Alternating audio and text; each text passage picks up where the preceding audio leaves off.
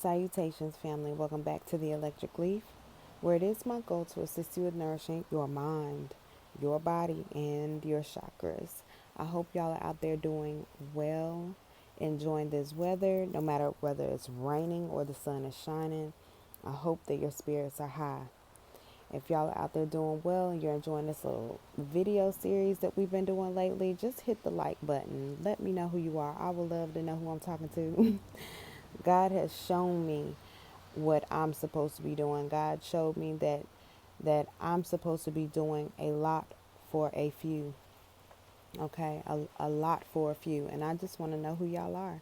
And also comment and let me know where your minds are, how you vibing, how you feeling. So then that way I'll know what space to meditate in so that I'll be able to better serve you, because that's what I'm here to do. I'm here to serve. I'm just a conduit. I'm just a conduit. But anyway, I received some messages yesterday. I posted two of them. One of them I wanted to post, but I didn't want to overwhelm you or overload you with anything. And that's just how spirit flows sometimes. The messages will flow really fast and they'll come really fast to where my physical body can barely keep up with them. And then other times they come very slow. And there's a lot of space in between of shadow work and reflection, self-evaluation, and things like that.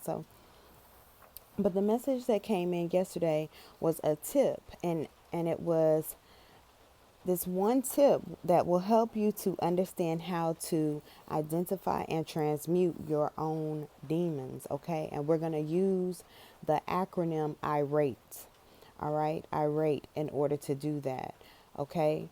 Irate, you know, the word irate was so prominent to me when I was in my early 20s.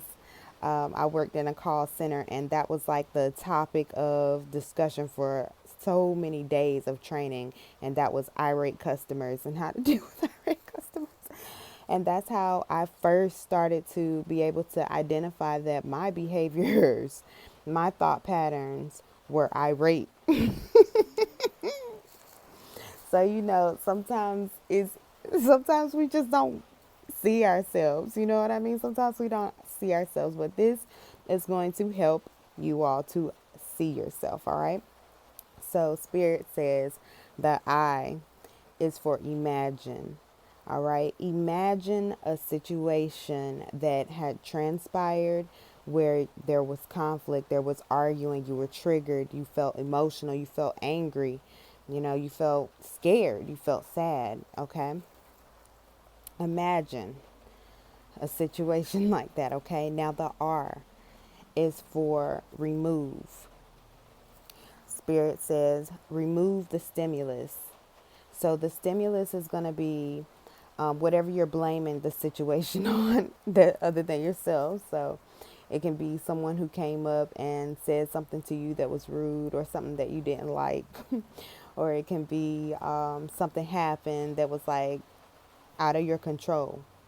It didn't seem fair. You wonder if God is there because you can't understand how something happened. You remove the stimulus. All right. Then the A, act. Once the stimulus is removed, now you're going to act it out. Act it out, meaning act out your own behaviors. Exactly. Don't try to change them up just because the stimulus ain't there, okay? You go just as hard and hood as you went the first time, all right? Now, Spirit says test.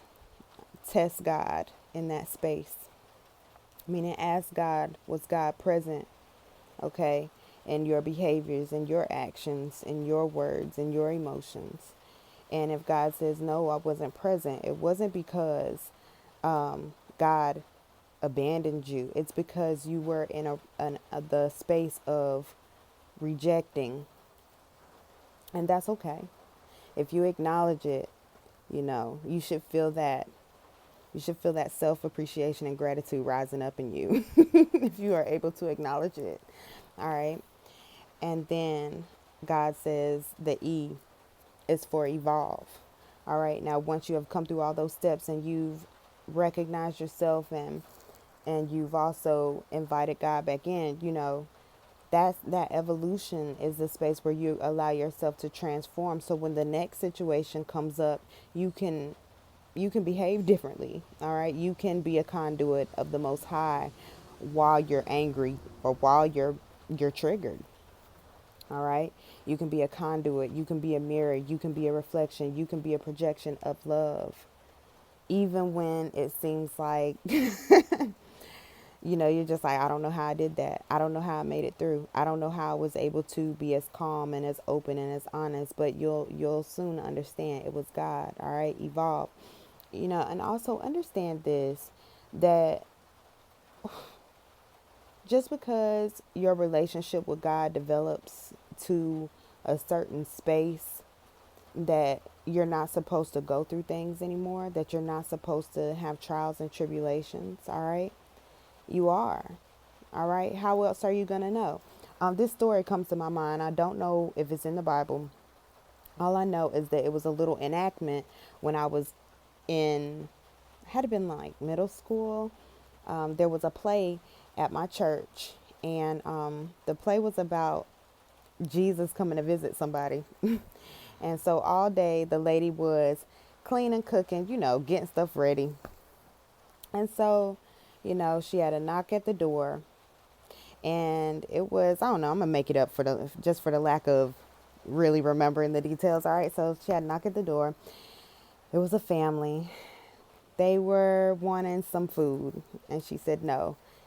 Jesus is coming. I gotta save this bread for Jesus. She gets another knock at the door. It's a traveler, thirsty, and